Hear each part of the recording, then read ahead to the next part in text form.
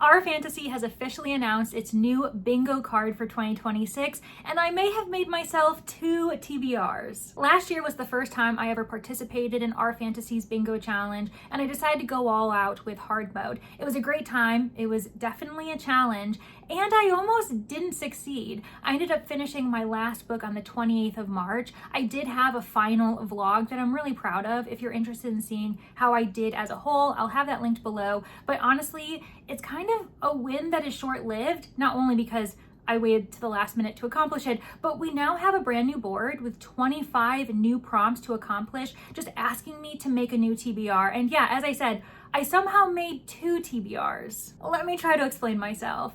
I am not interested in doing another hard mode challenge. It was fun last year, but I definitely am ready for a different kind of challenge. And I realized that there are people every single year who challenge themselves to create a board that follows a certain theme. That theme could be a cover color, it could be LGBTQ plus authors in every single square. Maybe they're trying to read from a specific decade in time.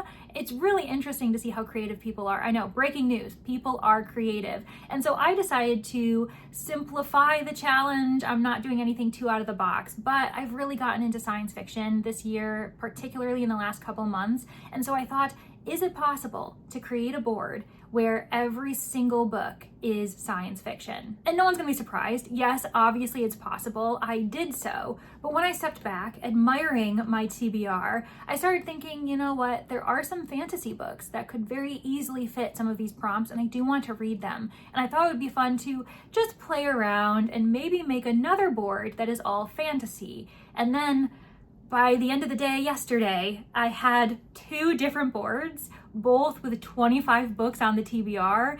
And now I'm wondering, should I try a bit of a competition, doing a genre face-off?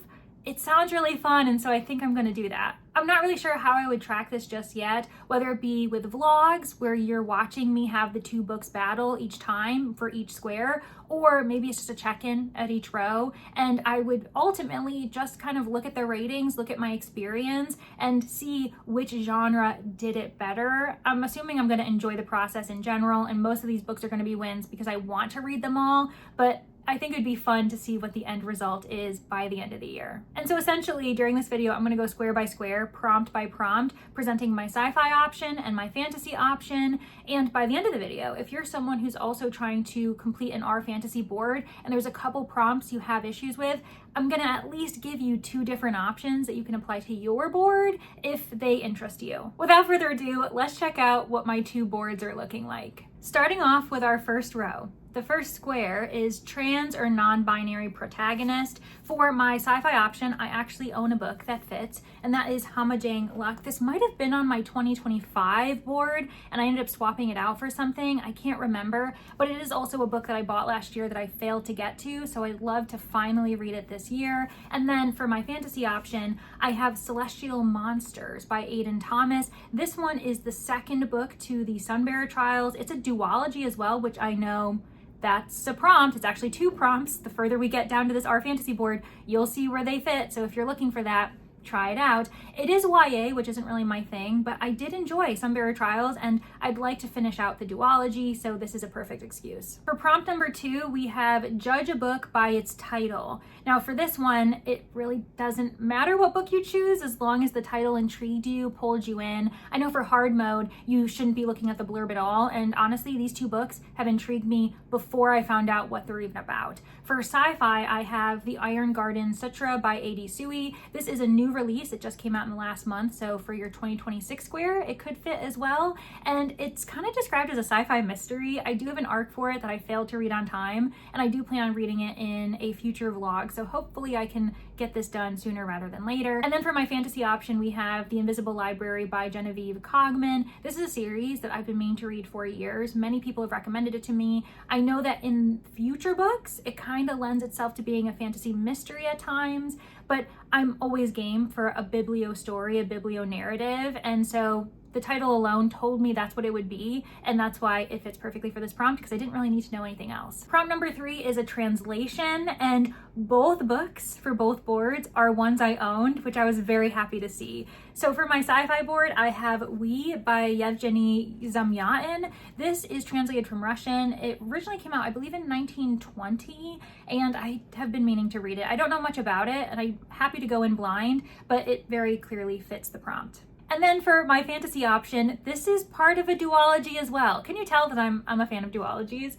We've got The Delegate Dream Making District by Mie Lee. This is the sequel to The Delegate Dream Department Store, which was a 5-star read for me. I really loved it. I'm so excited to finally be reading the sequel, especially because it was a gift from Louisina. Thank you again, Louisina. I cannot wait to read this. And for those who are interested, it's translated from Korean. For prompt number 4, we have to read a book that's from a small press or is self-published, and these 2 titles I'm really excited about. One of them is going to be a brand new release. I've pre-ordered it, so I don't have it in my hands just yet, but it's The Wildcraft Drones by TK Rex. I'm obviously reading this for my sci-fi choice. It comes out of Stelliform Press, and I've already loved one book from them. That was Green Fuse Burning, if you're looking for a recommendation. It's eco-horror, so lush and beautifully written.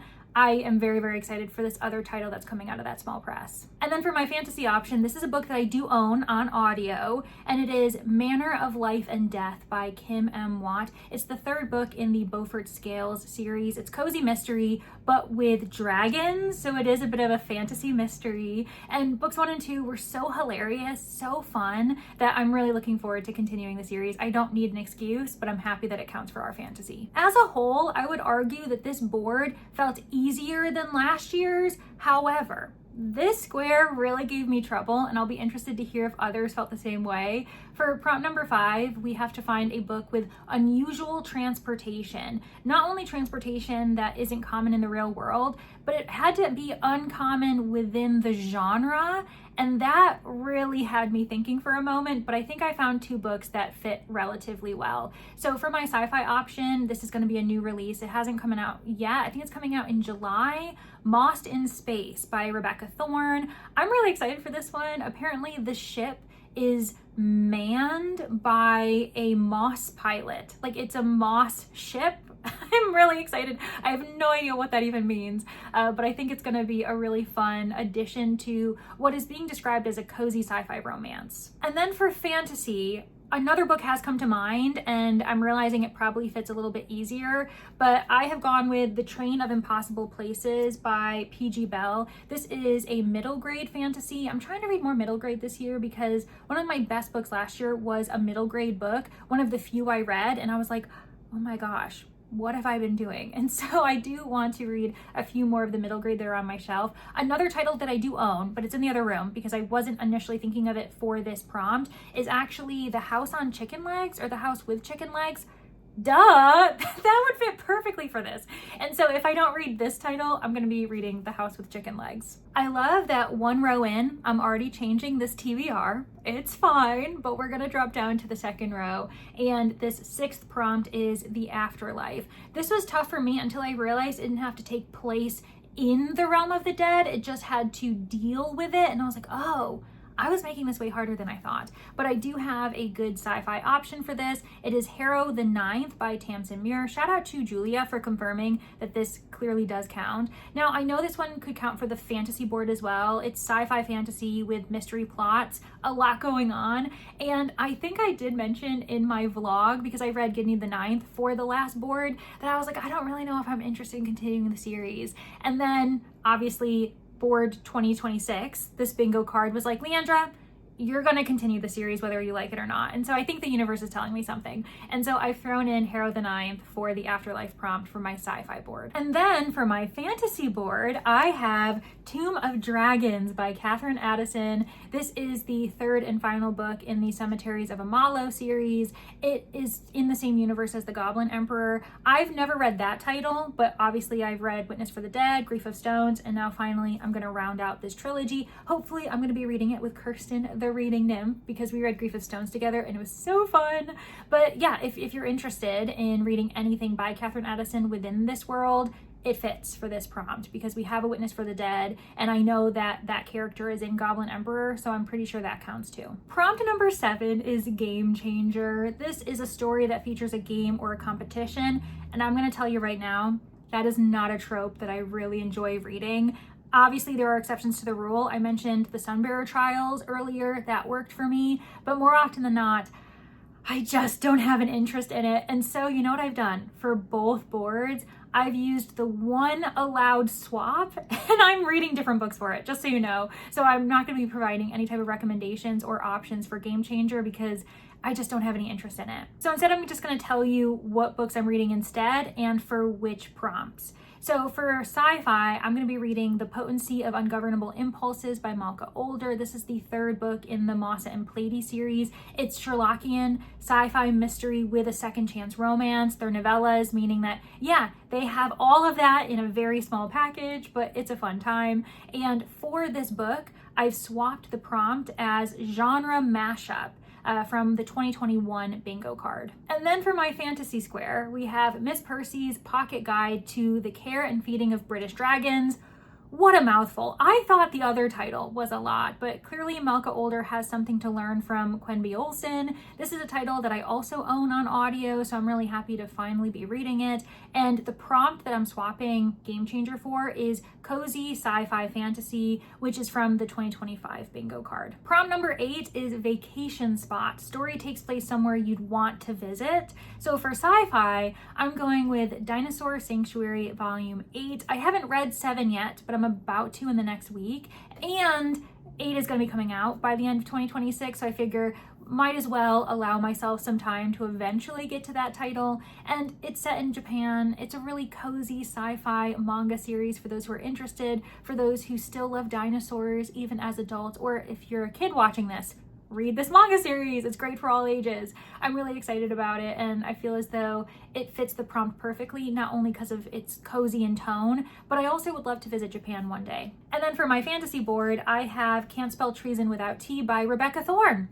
So this author is going to be featured on both boards, but for very different books. They're both cozy, so essentially they're the same. And I also believe they're both romance. It's just that this is a fantasy romance. I have started it, but I'm going to have to restart because I don't remember anything. And the only reason why I put it down, I think it was because it was during Amazing Readathon and another prompt dropped and I was like, nope, gotta put this down. So there's no reason why I haven't finished it, but I do want to get to it, and I have been in a bit of a cozy camp mood lately, so it feels perfect. And I don't know, cozy kind of village life, fantasy world, I feel as though it fits for a really lovely vacation spot, especially when you just need to get away from a stressful life. And then the prompt that I'm sure a lot of us dread, but it's there every single year to my understanding. That is 5 short stories. So you only have to read 5 speculative short stories, but I'm just gonna read the entire book because why not? I really enjoyed doing that last year. It was the prompt that surprised me the most, I'll tell you that much. And so for the sci-fi prompt,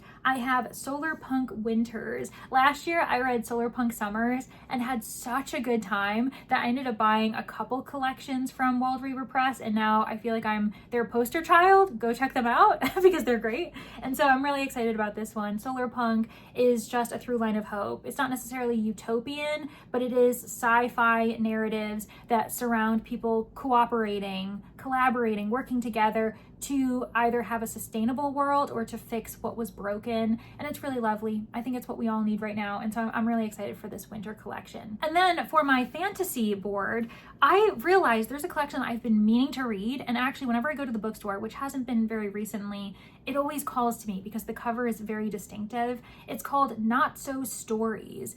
To my understanding, it's a fantasy collection by authors of color, which is really interesting. And I don't know much more about it, but I really like it and I'm excited to get to it. So that's going to be another one I kind of enter blindly. And I think that adds to the fun of all of this. And then the final prompt on the second row, I have very starkly different books. I will tell you that right now. This is older protagonist, so the story has to feature a main character that is at least 50 years old, and that weirdly was hard for me. I really enjoy an elderly protagonist, but I think I've discovered that as a big mystery reader, that is where I interact with older protagonists the most, less so in sci-fi and fantasy, or at least it's more of a surprise when I discover the protagonist is older. It's not marketed as such. So this one was a little bit harder for me, and that did shock me. But for sci-fi, I went to a classic, at least as far as I can tell. I've never heard of this title before, but it looks really fun. It's called Little Fuzzy by H. Beam Piper. And to my understanding, we've got an older protagonist who is interacting with this like alien life form, these little fuzzies, and they're adorable. They keep him warm until more sinister things start happening. I genuinely don't know anything else, but the cover looks really great, and so I'm willing to give it a try. So going from relatively sci-fi thriller, sci-fi horror vibes, I then, for my fantasy board, have decided to go with The Retired Assassin's Guide to Country Gardening. This is by a New Zealand author, Naomi Kuttner. Yes, Naomi Kuttner. It's the start of a cozy fantasy mystery series. I actually don't really know where the fantasy comes in, but I'm willing to find out once I dive into this cozy book. The first square in this row has a duology part 1, and then it closes with a duology part 2 on the other side of the row, and I've just decided to go with books 1 and 2 in a duology. So no matter what, I will be completing the entire series, which is really satisfying, but I'm getting ahead of myself. So for my sci-fi option, I decided to go with A Memory Called Empire by Arkady Martine. This has been recommended to me a few times. It's a sci-fi mystery series, and I've just recently tried my first book by Martine. It was Rose House. I really appreciated it, but I also wasn't that impressed at the end of the day. I wanted it to be longer. Maybe A Memory Called Empire will work for me in that case. So yeah, that's the one I'm going to go with for my sci-fi option. And then when it comes to my fantasy option, man, I have Danny Dabbles to thank for this, because she reminded me of a series that I've been dying to read, especially since she's read it and really loved it. That is The Fireborn Blade by Charlotte Bond.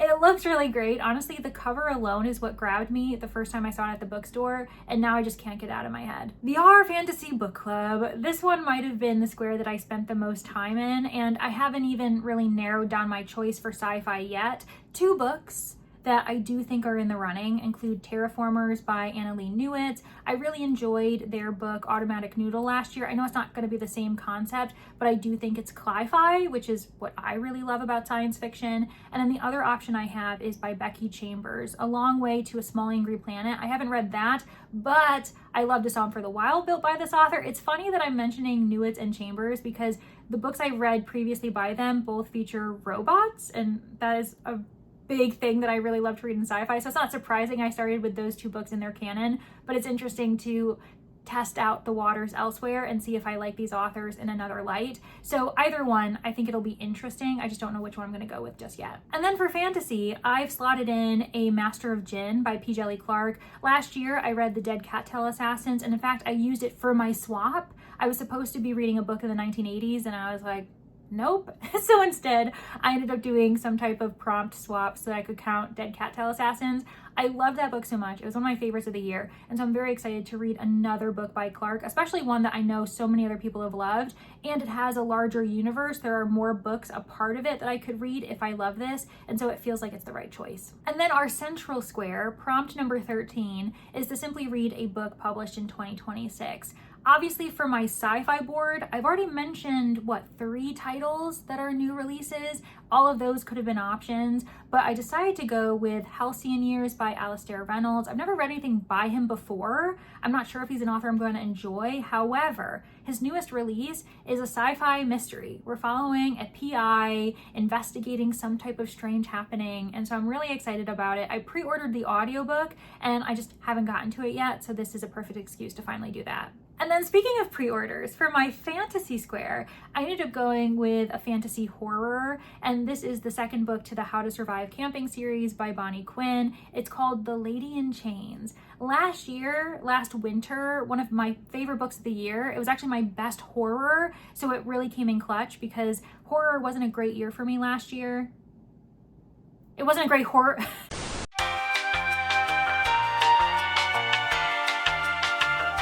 it wasn't a great year for horror last year. What am I saying? But anyway, I was really pleasantly surprised by The Man with No Shadow. And so I went ahead and pre-ordered The Lady in Chains. It comes out, I believe, at the end of April. And so I'm really looking forward to it. But that one is definitely going to be the one I do for my fantasy board. Prompt number 14, Explorers and Rangers. I ended up going for sci-fi Goldilocks by Laura Lamb, and I actually own it. It's sitting right in front of me. I don't know why I wasn't already holding it.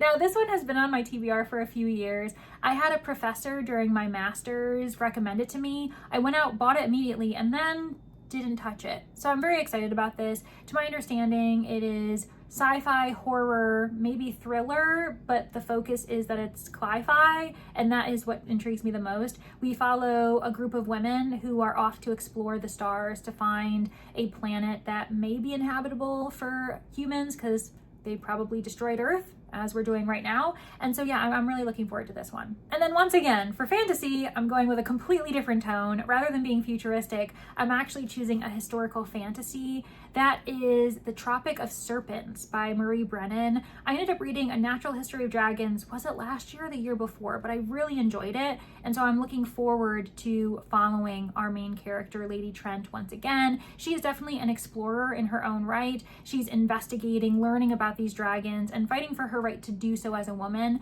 I really liked book 1, and I'm looking forward to continuing the series with book 2. And then rounding out the row, as I already mentioned, is the second part to a duology, so the second book, and I'm just going to read the sequels to the ones I've already mentioned. So for sci-fi, I'll be reading A Desolation Called Peace. Once again, hopefully I like book 1, so I continue book 2. If not, that will be a hurdle I'll have to jump when I get there. And then for fantasy, it would be The Bloodless Princes. Once again, that is dependent on if I enjoy the Fireborn Blade. I'm assuming I will, but you never really know. On to row number 4, and we have one-word title for our 16th prompt. What's hilarious is I did fit the prompt for both boards, but the word is technically 2 words smashed together in both instances, and that wasn't intentional, but you'll understand once I get to them. So one of them, I don't even have in front of me. I'm not organized, can you tell?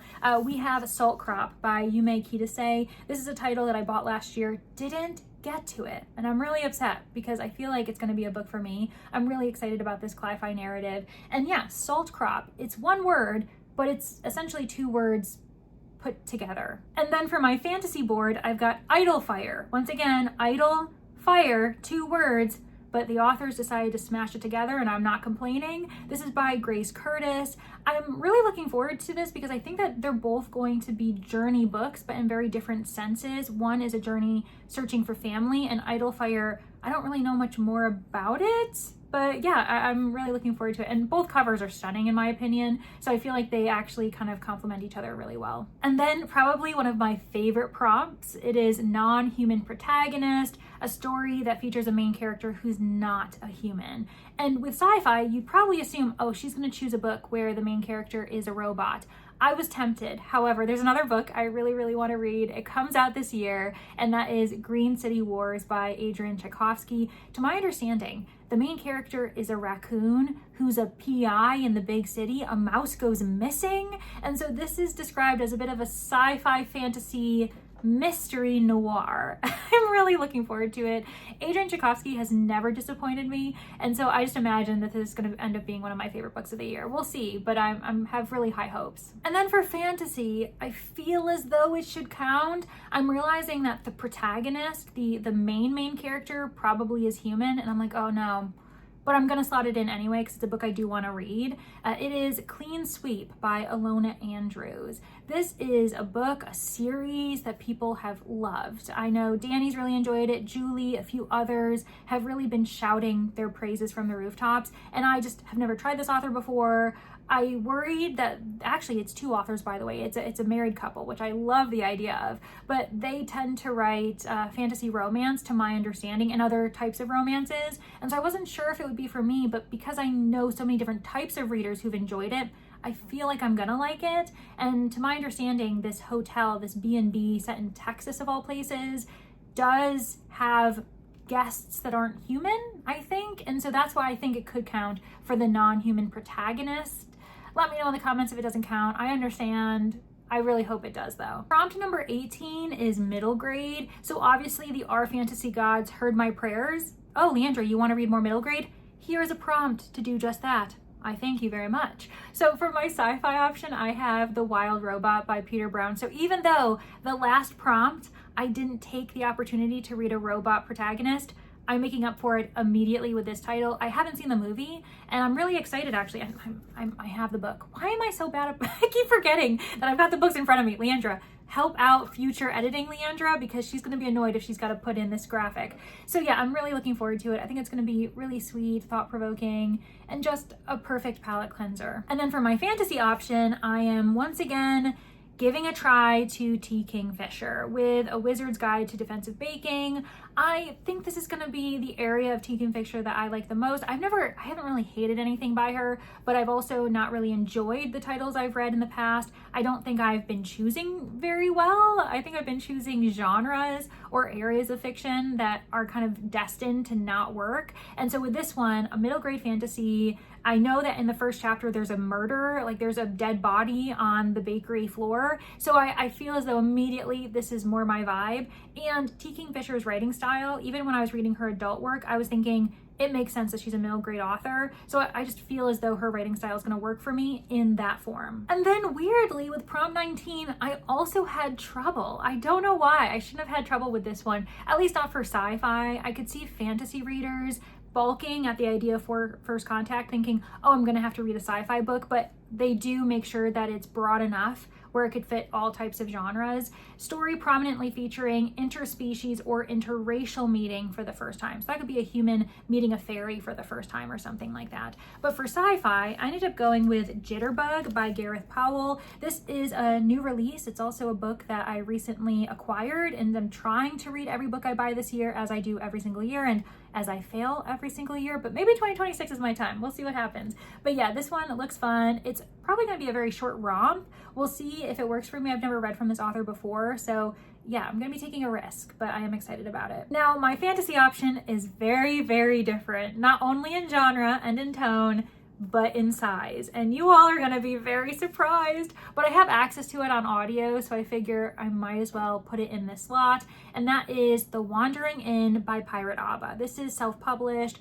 I think it fits under lit RPG or something to that effect, where the character is leveling up, learning as they go, and I believe a human finds herself in a fantasy realm. She doesn't really know how it's happened, but now this is her new reality. And so she is, for the first time, meeting a variety of fantasy creatures as she's working at this inn. It feels like it's gonna be fun. It's definitely gonna be a commitment size-wise. That's something I don't usually do, but I am willing to give it a try. And then prompt number 20, the last prompt of this row. And if you know me, you know this is my favorite prompt of them all. And that is murder mystery. I love mysteries. It's my favorite genre, but I also thoroughly enjoy genre blends, whether it be sci-fi mysteries, fantasy mysteries. In fact, you probably could already tell there's been a few that I've already mentioned on this list. The Potency of Ungovernable Impulses, The Tomb of Dragons, The Manner of Life and Death, Invisible Library, The Iron Garden Sutra. All of these are fantasy mysteries or sci-fi mysteries. A Memory Called Empire. Need I say more? So clearly, Halcyon Years. Oh my gosh, so many. So basic Green City Wars. I have so many. So yeah, clearly this is my wheelhouse. I had many options, but for sci-fi, I decided to go with a book that I own that I have no excuse. I don't know why I haven't read it yet. That is Chaos Terminal by Mur Lafferty. Thank you so much again, Liara, for gifting this to me. The number of times I've mentioned this book in a video and I haven't read it, and I've thanked you a million times, you're probably tired of me, and I understand, but I'm really excited about it. So this is a sci-fi mystery that follows our main character who just keeps happening upon murder. She doesn't mean to, and people start getting suspicious on Earth. They're like, is she actually the killer? Is that why she keeps discovering dead bodies? And she decides to run off. She runs away to space, thinking, okay, no humans are here. I'm only interacting with aliens and robots, so there's no way that a murder can happen. Of course, a murder does happen and she has to investigate. That's what happens in book 1. I don't know what happens in book 2, but there's a sentient ship, there's other aliens that she interacts with that are really interesting and creative.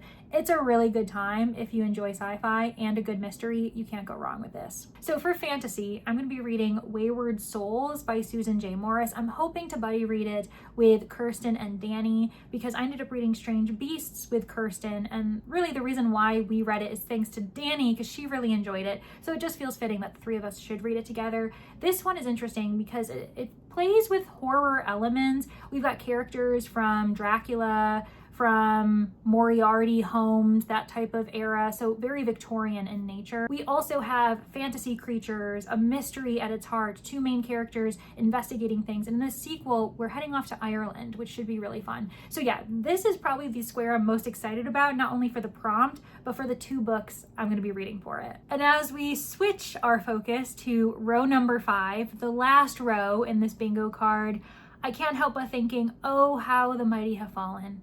We went from prompt 20, my favorite prompt of them all, to prompt 21, known as Cat Squasher. And no, it does not involve any type of feline, unfortunately. Instead, the requirement is to read a book over 500 pages, and that is just not something I do.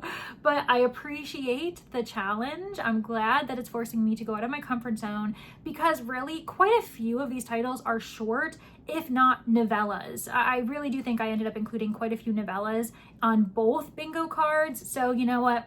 I'll take the hit, it's fine.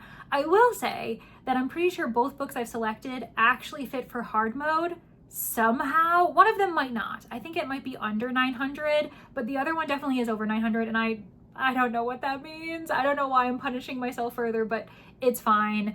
Let me tell you what these titles are. Enough with all of this waffling. So for my sci-fi option, this is a sci-fi fantasy. I need to say that first and foremost. I think there's enough sci-fi elements that in my opinion, it's sci-fi fantasy. Some people might just view it as high fantasy, but the way they travel, some of the technology, I think it fits for both. It is The Hands of the Emperor by Victoria Goddard. Now, I started this book last year. I got 150 pages in, and then life got distracting. I didn't have time to focus on it. I was supposed to be buddy reading it with Danny for Battle of the Booktuber. She finished it. She was disappointed in the ending, but the 150 pages I read were so good that I really need to give it another shot. So I'm like, okay. And I told her I would finish the book because she was like, you need to finish this so we can talk about it because it's not a very well-known book.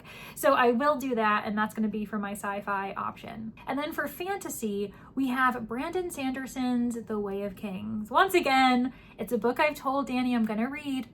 It's a chonker. I am scared, but I do think that I need to finally give it a shot. There's a chance I'm gonna really like it. I trust Danny's judgment, and so I gotta trust the process on this one. It's so big. Feast your eyes on this. Food or a meal is significant to the story's plot. Now for sci-fi, I went with a book that I've never heard of before, and it also looks pretty chonky. I think it might be self-published, which lends itself to just being larger because there's not really any publisher restrictions going on, but it's called A Slice of Mars by Garrick Ache.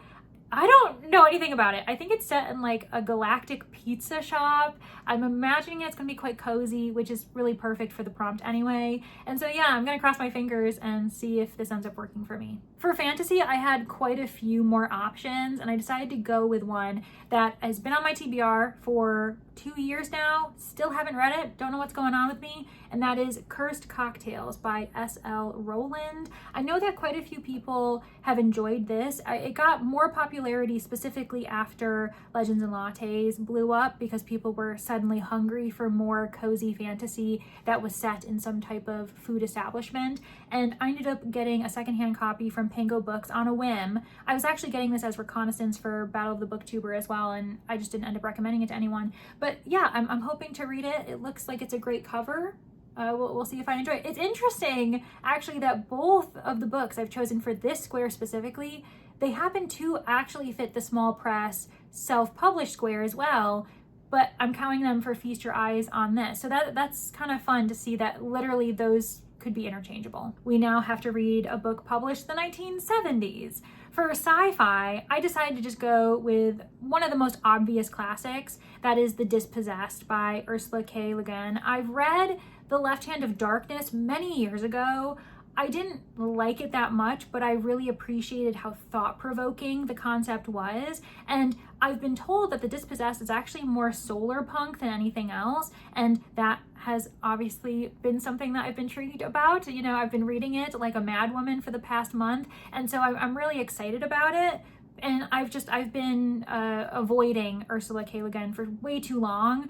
I need to try her again. And then for fantasy, I actually thought this was gonna be way harder until I was looking at my shelves and I saw one book and I'm like, wait, when were you published? I did a Google and then I discovered it was published in what, like 1973? And that is The Princess Bride. I've never read this before. I've seen the movie many years ago, but I've never actually read the book. That's a lie. I think I read it in school. We did a bit of a read along or read aloud way back in middle school. So I was like 12 and I had a great time then. I remember fondly, but that might have just been because it was a nice break from actual lessons. We got to sit on the floor and have our teacher read to us. So it was a nice relaxing time.